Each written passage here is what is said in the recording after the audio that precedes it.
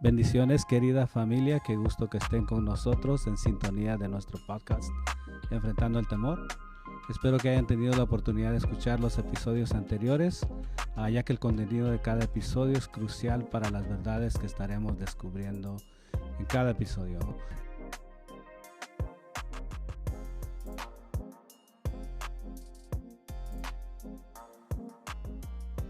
Hoy estamos con mi amigo y terapeuta Nathan Underwood y estaremos analizando un poco más el episodio anterior donde estuvimos hablando un poco de la depresión que lleva a pensamientos suicidas desde el libro de Job capítulo 3. Nathan, gracias por estar con nosotros. Gusto estar aquí otra vez contigo, mi estimado Melvin. Sí, hoy va a ser interesante el enfoque que le da Job. O sea, él sabe que Dios está ahí, estuvo ahí, pero su falta de esperanza, porque es lo que realmente es donde mucha gente llega o cae en una depresión. Y eventualmente hablaremos del suicidio, que es cuando hay una falta de esperanza.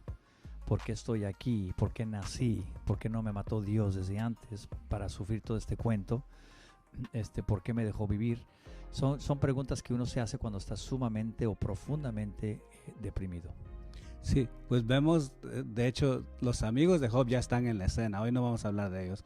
Pues los amigos de Job ya están en la escena, pero dice que por 7 días y 7 noches ellos no le dicen nada. Lo ven y dice que lo ven sufriendo mucho y por eso no le dicen nada. Entonces, de ahí, de ese sufrimiento, nacen estas palabras de Job y él comienza con algo bien, es pesado, ¿no? Porque dice, después de esto abrió su boca en Job 3:1 y dice, y maldijo su día. O sea, literalmente declaró que quisiera que el día que él nació nunca hubiera existido. Entonces, esto es algo muy profundo, ¿no? ¿Qué está pasando con Job en ese momento? Sí, y no es el único, porque hay otros profetas también, cuando se sentían sin esperanza, decían que maldecían el día que habían nacido. Entonces no es el único. Bueno, Job va a llegar a la conclusión que, bueno, tengo buena compañía. Reyes, esclavos han sufrido, han pasado por esto. Entonces, si empezamos por ese punto de vista también, tal vez eso nos ayudaría, porque Job va a llegar al punto, a la idea o a la conclusión de que no es el único que está sufriendo, pero cómo nos ayuda a nosotros también, porque si nosotros estamos pasando por esta situación o estamos caminando con alguien que está pasando por momentos depresivos o problemas fuertes, no tiene que ser solo muerte, puede ser divorcio, puede ser cualquier cosa, ¿no? Una pérdida de trabajo, que tus hijos se desvíen de la verdad, o que tomen decisiones que nunca pensabas que ellos iban a tomar. Hay muchas maneras de sentir el dolor o el duelo, ¿verdad? Hacer duelo, hablamos de hacer duelo la vez pasada, es cuando pierdes algo, cuando la vida te manda una curva o te manda algo que tú no esperabas y ahora es totalmente diferente de tus expectativas. Entonces, ¿cómo le ayuda a Job darse cuenta de que no es el único que está pasando por esto? Eso es sumamente importante porque cuando tú te deprimes profundamente, tú crees que eres el único. O sea, no podemos ver más allá de nuestra propia nariz porque estamos en tanto dolor y entramos en un sentido o una mentalidad de víctima, como ¿por qué yo? ¿Por qué yo? ¿Por qué yo? Pues si te das cuenta, si levantas la mirada un poquito, te das cuenta que no eres el único, que, que la vida, porque es un mundo caído desde Adán y Eva, hay dolor, las cosas nos suceden. Y a mí me gusta cuando dice que eh, cuando Cristo dice que él está con nosotros hasta el fin del mundo, Él nunca nos promete que nos va a sacar del problema, pero promete estar con nosotros en el problema.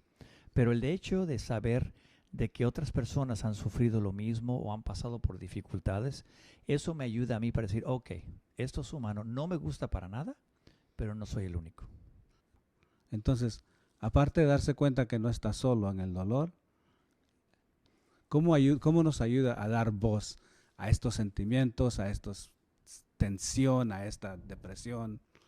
Sí, lo peor que puede hacer uno en el medio de la depresión y aún sintiendo una tendencia suicida o pensamientos suicidas es de poder exteriorizarlo y hablarlo.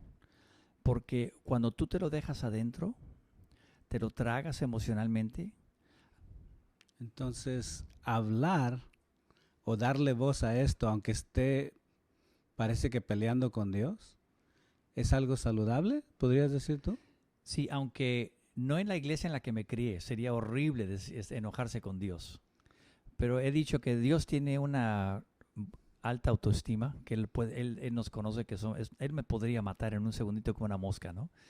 Pero Él me entiende que yo limitadamente no entiendo, entonces lo estoy culpando temporalmente. Siempre y cuando no termine ahí. A final de cuentas, Él es nuestra solución. Él está caminando con nosotros. Lo permite, no sé por qué.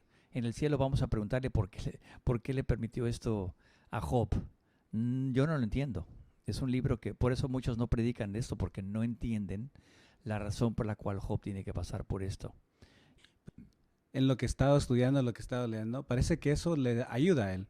Porque cuando vamos a terminar al terminar este capítulo, él va a nombrar. Él va a decir, lo peor que yo temía, lo que más me aterrorizaba, eso es lo que me sucedió. Entonces él va a llegar al punto de darse cuenta de, ok, ¿qué es lo que más me aterroriza? Pero él no puede llegar a ese punto a menos de que comience a dar voz a su depresión. Y en medio de eso él desea nunca haber nacido. Y eso es excelente porque no puedes sanar a menos de que identifiques lo que te está doliendo y qué es lo que está pasando dentro de ti.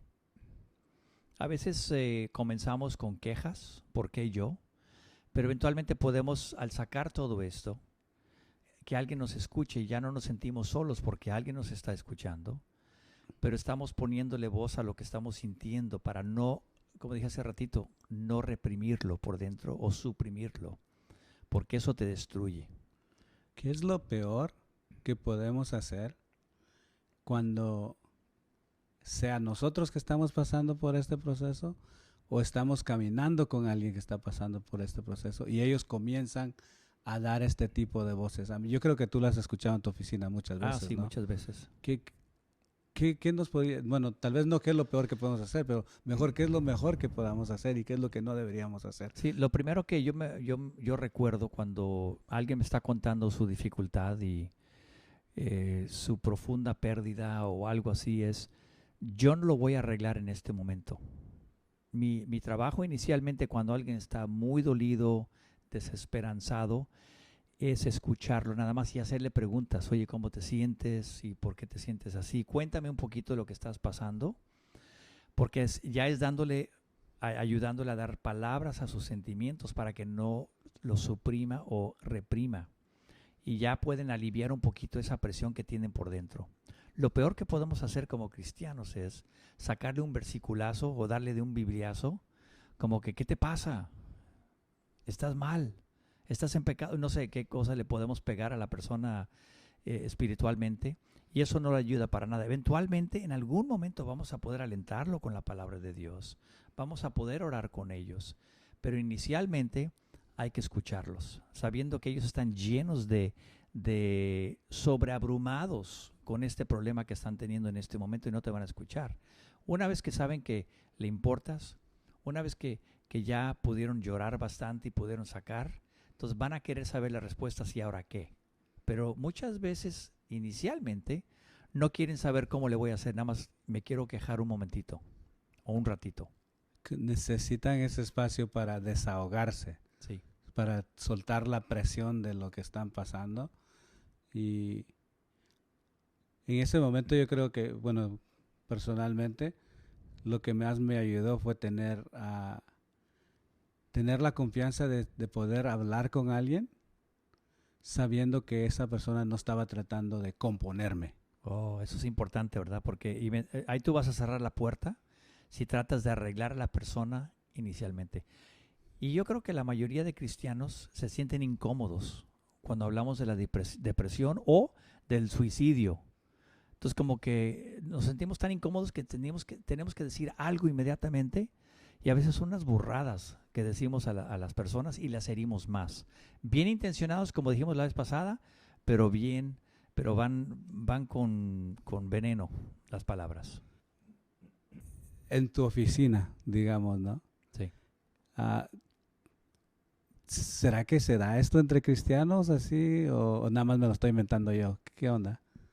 Esto es muy real entre cristianos. Cuando no oyes de que hay depresiones, porque mucha gente lo está escondiendo. Quizá hay una iglesia o las iglesias a veces no lo entienden muy bien. Entonces cierran a las personas diciéndoles que tienen algún pecado en sus vidas o algo está mal o le damos un bibliazo.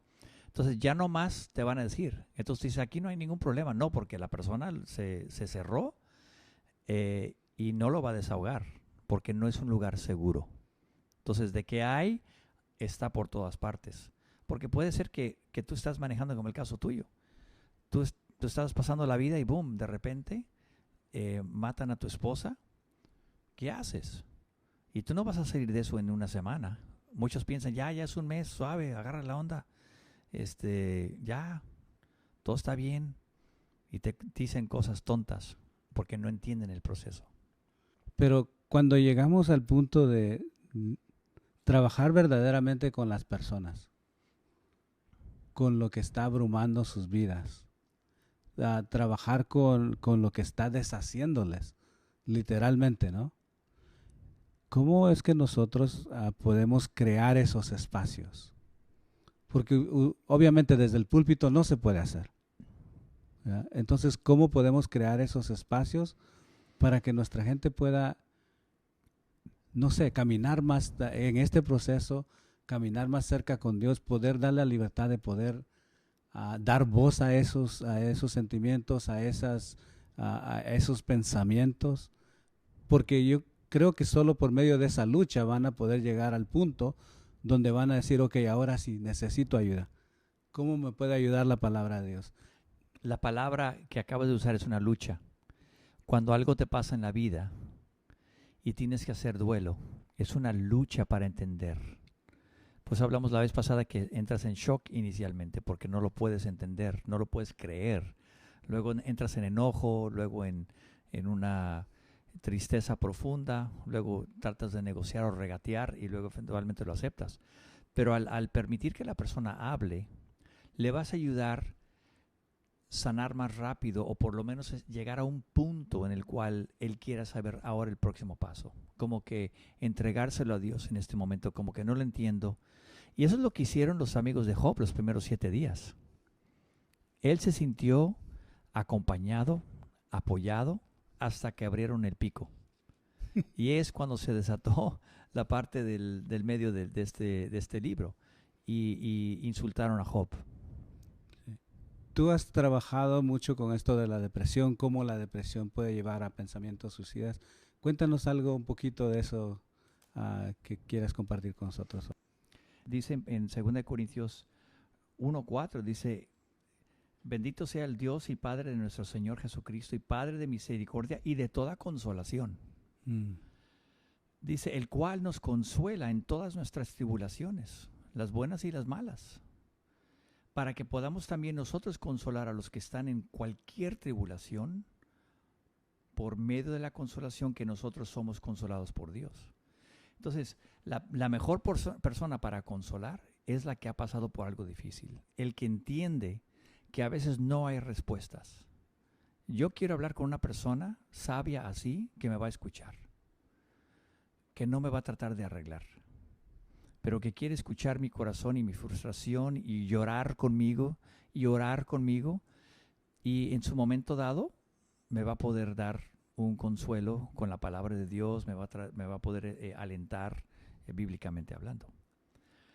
Pero eso de la depresión, la persona tiene que primero identificar qué es lo que lo ha deprimido. Porque, me siento deprimido, pero yo no sé la causa. Entonces nunca voy a poder salir de la depresión. Yo tengo que saber el por qué. Solo el 3% de la depresión, creo yo, es orgánico. O sea, hay personas que tienen un imbalance o desbalance en su cerebro y necesitan medicamento como para balancear eso. Pero yo creo que un 95-97% es debido a las circunstancias de la vida. Puede ser una muerte, puede ser una pérdida de trabajo, puede ser a través de mucho tiempo, cosas que me han pasado, si he sido abusado. Hay muchas razones. Pero principalmente, o diría yo, la causa principal de la depresión es el enojo guardado.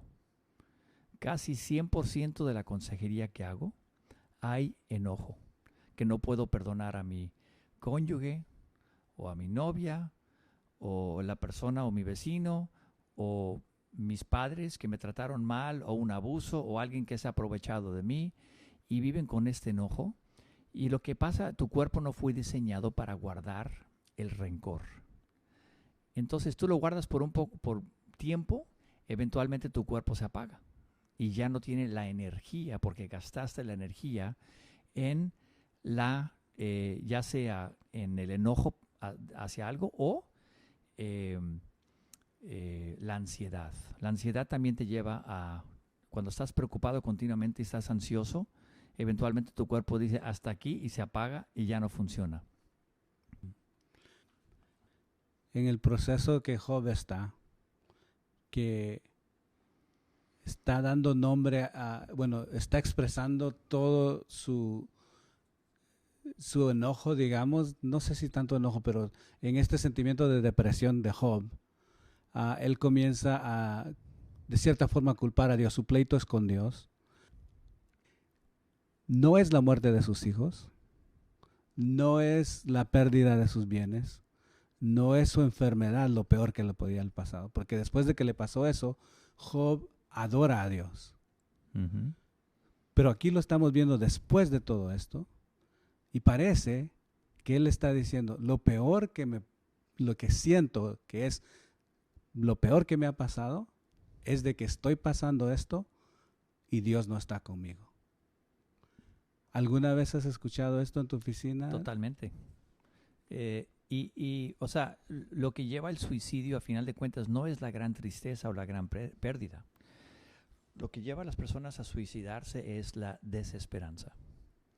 Cuando no hay esperanza, a final de cuentas, ¿para qué vivo? ¿Para qué nací? No veo para ningún lado, no le veo sentido a la vida, ahí nos vemos, ¿sí? Y es lo que estamos viendo aquí, o sea, ¿cuál es el punto de todo esto? Y sobre todo la desesperanza peor es, ni Dios está aquí conmigo. Y muchas personas que llegan a ese punto de desazón o de depresión profunda y llevar al suicidio es que piensan que ya Dios ya no trabaja en sus vidas, que nada va a cambiar, que siempre las cosas van a ser iguales, nunca voy a salir de este hueco tan profundo. Y por eso se suicidan. Cuando llegamos a ese punto de la desesperanza, ¿no? Job hace algo, lo que está haciendo aquí es nombrando su ansiedad. Literalmente lo que lo está deprimiendo, su ansiedad, lo que está matando su alma, como dijiste, o despedazando su alma, él le da nombre. Y dice, esto es temor, es terror. Él lo nombra. Uh-huh. Y de hecho, el resto del libro de Job es su lucha contra el temor, su lucha contra las cosas que lo aterrorizan. ¿Cómo nos ayuda entonces a nombrar esa ansiedad? Sí, o sea, básicamente no puedes trabajar en algo o soltar algo o sanar de algo a menos de que lo nombres y digas, esto es lo que me sucedió y así me hace sentir. Y eso es lo que estoy pensando al respecto, porque mis pensamientos son guiados por lo que pienso. Pero a veces empezamos con los sentimientos porque los sentimientos nos ayudan a ver qué es lo que estamos pensando. Y a veces ese pensamiento es, no tengo esperanza, no tengo salida. Entonces, pero tengo que sacarlo por lo menos para escucharme, ya sea en papel que lo escriba y lo lea o lo hable en voz alta, para escuchar mis palabras y eventualmente que esas palabras puedan ser en cierto sentido confrontados con la verdad. De que no es cierto, no entendemos, pero Dios sí está conmigo. Sacar la falta de esperanza que tienes en este momento y los problemas que estás sintiendo, la horrible situación en la que te encuentras. Está bien quejarte un poquito, pero eventualmente vas a tener que saber, no lo entiendo Dios, pero en algún momento me voy a encontrar contigo. Ahí me explicarás todo, pero yo sé que tú me vas a rescatar el alma. No importa cómo llegue. En este caso todo es destruido, como un carro ahí destartalado, o un jarro, una carcacha, destruido, pero voy a verte a ti. Esa es mi esperanza a final de cuentas. Bueno, después vamos a tocar ese punto también de cómo Job de cómo vemos la persona de Jesús en medio de este proceso, en medio del sufrimiento, cómo Job llega a tener eso como verdad en su vida.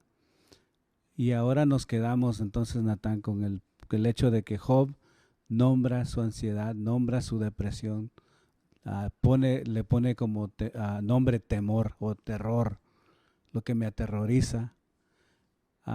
Lo que quería preguntarte es, porque como somos tan buenos para componer a la gente en nuestras iglesias, a veces queremos llegar a ese punto primero y decirle, yo sé lo que te está pasando. Yo le voy a dar nombre a lo que tú sientes. ¿Qué piensas de eso? La gente bien intencionada, como hemos dicho, desalienta o hiere a las personas que ya están un poco débiles emocionalmente, espiritualmente. Yo creo que todos somos expertos hasta que pasemos por ellas, ¿verdad? Por ejemplo, si no tienes hijos, tú eres un experto en la crianza de los niños. Tú le quieres decir a todo el mundo cómo criar a tus hijos hasta que los tengas. No vas a saber qué tan difícil es. O para el matrimonio, que tienes que trabajar el matrimonio. Todo el mundo cree que es fácil hasta que se casa y sabe que después de 5 años, cuando pasa la luna de miel, pues hay que seguir trabajándola. No es tan fácil.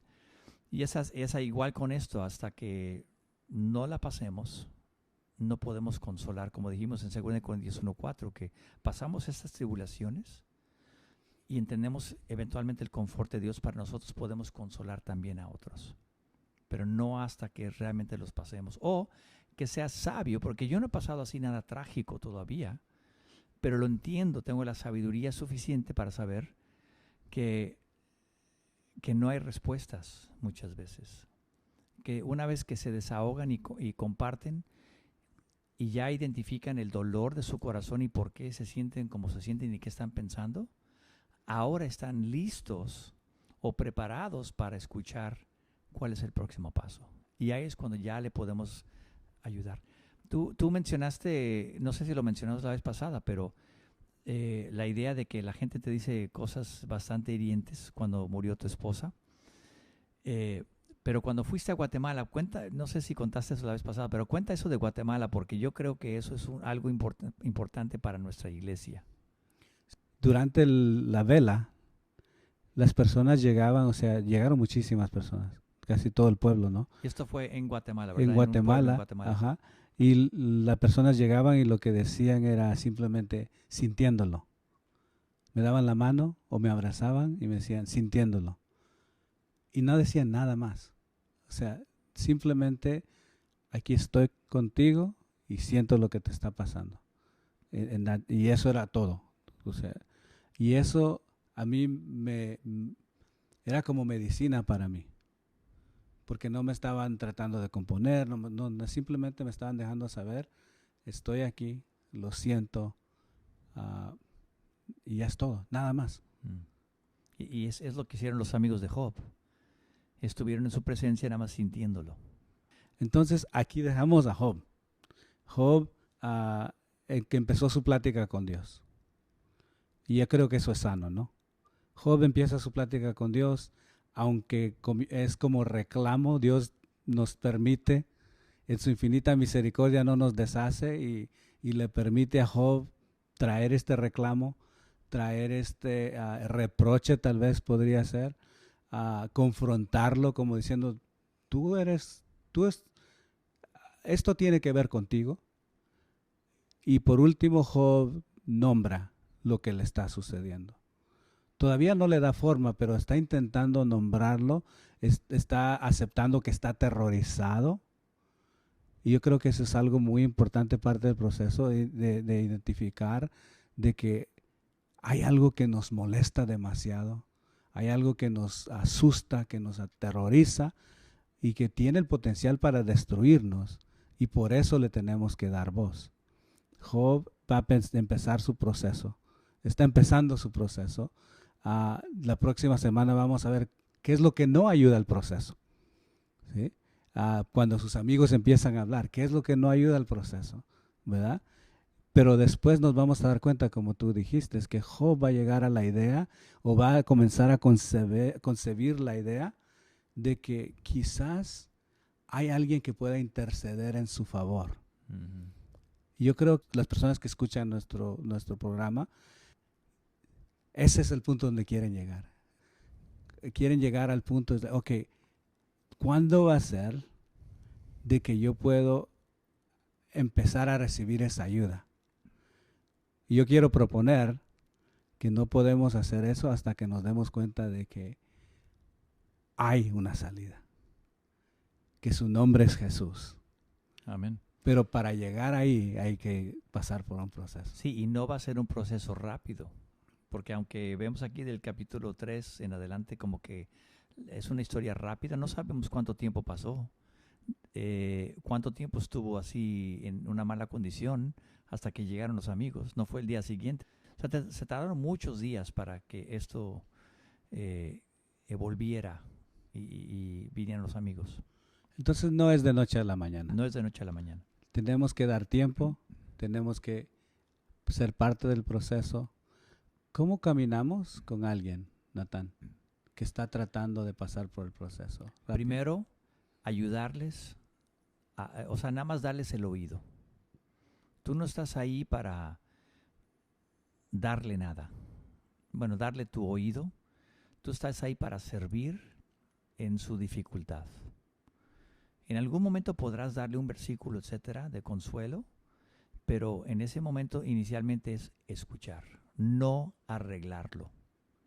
O sea, la persona tiene que arreglarse a sí misma, tiene que caer en cuenta, eso va a tomar un poco de tiempo. Y sé paciente, porque quizá tú lo entiendas en ese momento, esa persona no. Hay un golpe muy fuerte que ha recibido, una herida muy profunda, y está en shock todavía, no lo puede creer, se va a tardar un poco de tiempo. Yo no sé cuándo es, cada quien tiene su propio proceso de hacer el duelo. Dependiendo, como dije la vez pasada, qué tan profunda era la relación, si hay una pérdida, qué tan difícil es la situación, yo no sé. O sea, cada persona es diferente. Pero nuestro trabajo como creyentes en traer confort y consuelo es de escuchar inicialmente, no apurar el proceso y sencillamente orar con ellos para que Dios mande su consuelo, pero no arreglarlos inicialmente. Bueno, en esa nota, para terminar el programa, Natán, me gustaría que ores por las personas que escuchan este programa, que están pasando por sus diferentes procesos, especialmente después de algo como esta plática. Necesitamos esa oración para caminar juntos. Señor, yo te pido por los que están escuchando que en este momento se sienten desesperanzados, que sencillamente escuchar esas palabras que les dé esperanza de que este no es la última parada del tren. Algo ha sucedido en sus vidas y ha sido difícil donde están en este momento y quizá no ven salida, pero hay salida. Como tú dices, aunque ande en valle de sombra de muerte, dice Salmo 23, 4, dice, aunque ande en valle de sombra de muerte, no temeré mal alguno porque tú estarás conmigo. No prometes sacarnos del valle, pero prometes tú caminar con nosotros en ese valle profundo y oscuro. Así es que tú des esperanza a través de este programa, sabiendo, a final de cuentas, tú eres el que eres el consolador. Cuando Jesús dijo que iba a mandar el Espíritu Santo, dice, Él nos va a llevar a toda la verdad, pero también va a ser un consolador, nos consuela. Y es lo que yo pido por las personas en este momento que están sufriendo. Ayúdalos a identificar sus sentimientos y a no esconderlos, a no reprimirlos, y que tú traigas a alguien o nos uses a nosotros, los que están escuchando también, para que vengan y caminen este viaje con ellos, este momento, esos momentos, estos pasos con ellos, y que tengan paciencia y que los amen. Señor, te entregamos todo esto en el nombre de Cristo. Amén. Amén. Y si desean apoyar nuestro programa, nos pueden comprar un cafecito. Les voy a dejar el link ahí en la descripción. Y también síganos en Instagram, en Facebook, y deje su comentario por favor aquí mismo en Spotify, compártalo. Creemos que este programa puede ser de bendición para muchas personas. Que el Señor me los bendiga.